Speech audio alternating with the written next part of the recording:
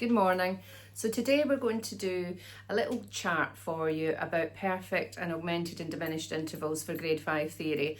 I've done a free printable so you can download it on our website, which is always at the end of videos anyway, but it's meteortutors.com.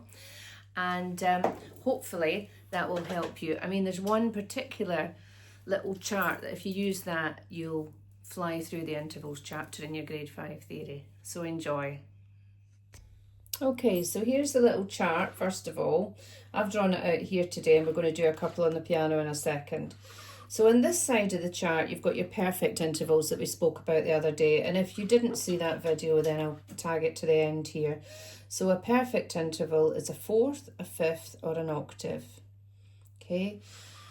But with the other side, the second, third, sixth, or seventh can be major or minor. So you've got an extra choice on this side for the second, third, sixth, seventh. So I'm going to show you what that means in practice. It's always good to have a keyboard next to you if you can.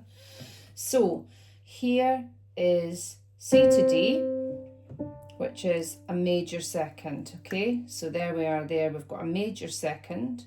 If we want to make it smaller down this end, to make it minor, we would have to call it a D flat. Okay? C to D flat would be a minor second. C to D is a major second.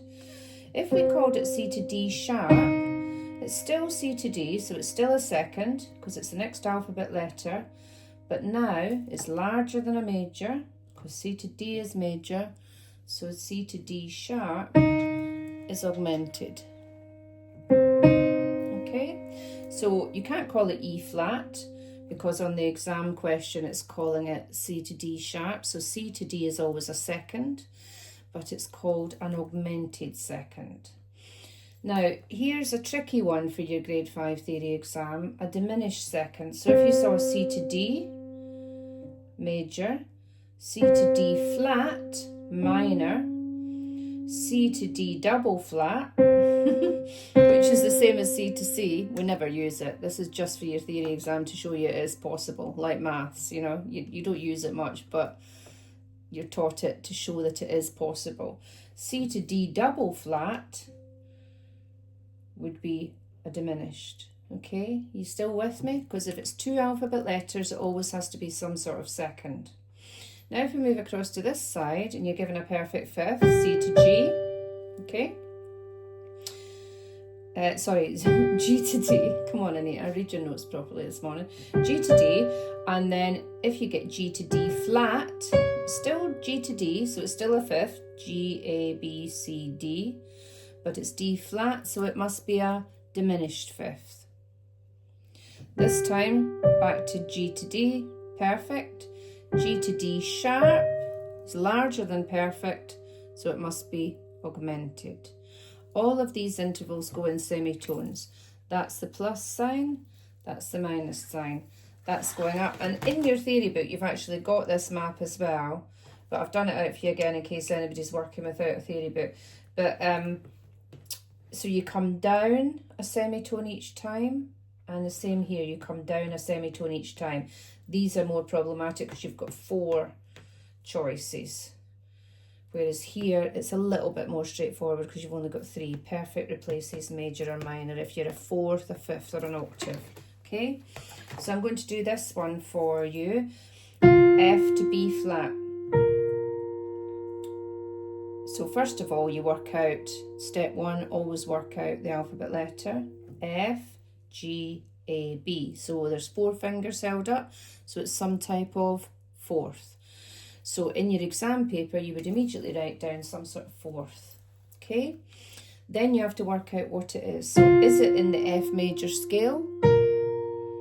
That's where your knowledge of scales has to come in. You've got to memorise your scales for any theory exam. We'll come on to that at a different lesson, different ways of memorising. But so F to B flat is in your major scale, therefore it's a perfect fourth, because a fourth can only be perfect, augmented, or diminished. It can't be anything else. If it's in your major scale, it means it's automatically a perfect fourth. Whereas F to be natural, that's larger than a perfect fourth. So what's larger than a perfect fourth? an augmented fourth. So that's your answer. If it was F to B double flat, that means it's smaller. Now that to you looks like F to A, it does on the piano, but technically and theoretically that could be called a B double flat. Therefore, it's diminished. Okay, these are the ones that trip people up the most often, and when you consider that I've often got 5, 6, 7-year-olds going in for these grade 5 theory exams, you can see that it takes a few weeks for them to really understand that. But I think if you use this little map, you'll be absolutely fine. And just do everything absolutely logically, one step at a time. Work out your number on your fingers if you have to, and then work out what type of interval it is, and then work out if it's in your major scale, and then you can work everything out from that. Okay, I hope that helps you today.